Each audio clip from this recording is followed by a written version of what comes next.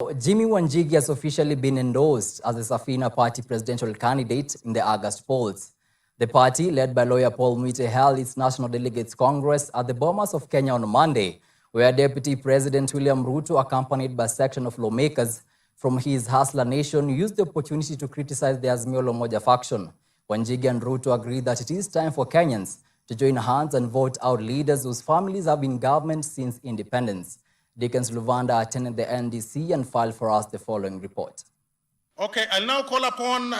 After a fallout with the ODM party leader who is the August 9th election Azimio la Umoja presidential candidate Raila Odinga, businessman come politician Jimi Wanjigi will be meeting Odinga at the presidential ballot. The 99% of Kenyans have total victory August 9th, 2022. Itweka! This is after the Safina party, which recently announced him as the presidential candidate, officially endorsed his bid at a National Delegates Congress NDC at the Bomas of Kenya. There comes a moment in a man's life when to get where we have to go, where there are no doors or windows, we must walk through walls. There comes a time in a moment of a man's life when he must choose to stand or run. A moment when you must look up the bench and you have to say to yourself, can't anybody play this game better? My friend Jimmy, congratulations for the honor Safina has given to you by giving you their ticket to compete in the next general election. Pongezi sana.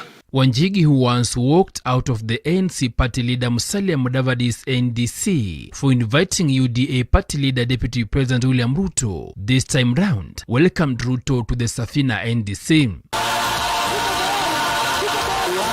According to both Ruto, Wanjigi and the Safina party leader Lawyer Paul Muite, their parties share same economic liberation ideologies, hence the reason to work together as friends. We want every Kenyan to live in dignity and free from want.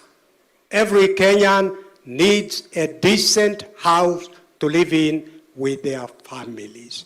Competitor, nani competitor?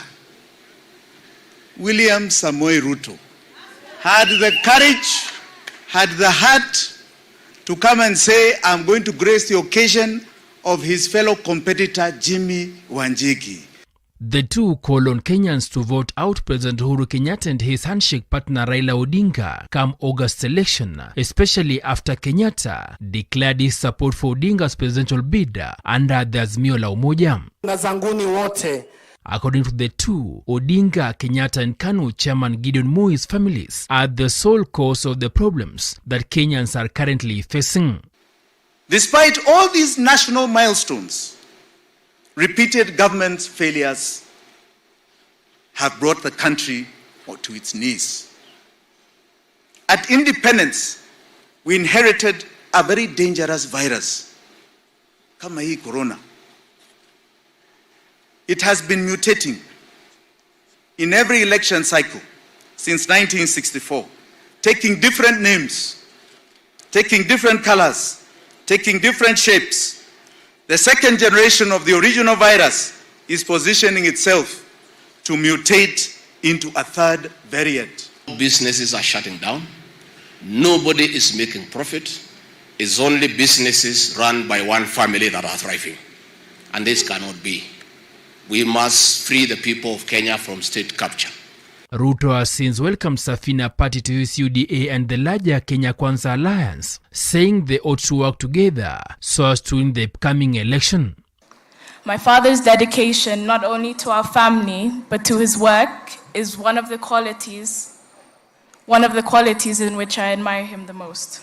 I've seen you during the bad times, and I am confident that you are made of good metal. Pongezi sana, my brother Jim. You are a comrade walking together into the future. Safina party's NDC is done and dusted, but what remains is to see whether its presidential candidate Jimi Wanjigi will shelve his presidential ambition to support DP Ruto's presidential ambition come August 9th. Dickens Luvanda, Hope TV News at the Bomas of Kenya, Nairobi County. Thank you so much, Dickens, for that report.